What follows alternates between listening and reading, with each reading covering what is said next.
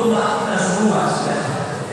Yang memberikan gambaran menyerahkan kepada pemerintah sudah. Ya, mereka ini mengatur pemerintah, tapi boleh ada di tangan pemerintah, ada dalam tangan pemerintah. Kita ini haram bukan halal, kita ini haram dibungkus bukan diurut, kita ini harus saudara dibungkus bukan diatur. Kelompok-kelompok ini sangat berbahaya. Mereka ingin mengatur rakyat, mereka ingin menghancurkan negeri kita, maka ini tidak boleh kita berprovokasi itu. Dari posko FPI pun molotov sudah. Ada bom di posko FPI Masado, ada bom molotov posko FPI di Cimanggis, ada bom molotov sudah yang di posko FPI Meruya sudah.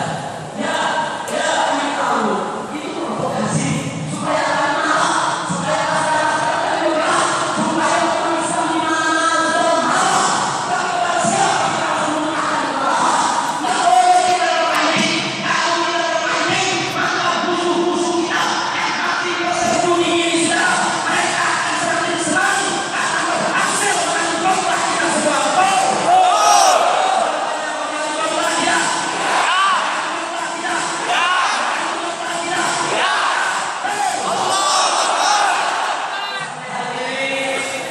Kami masih meminta kepada umat Islam untuk tetap menahan diri, jangan terprovokasi, jangan dipecah belah di antara kita. Betul?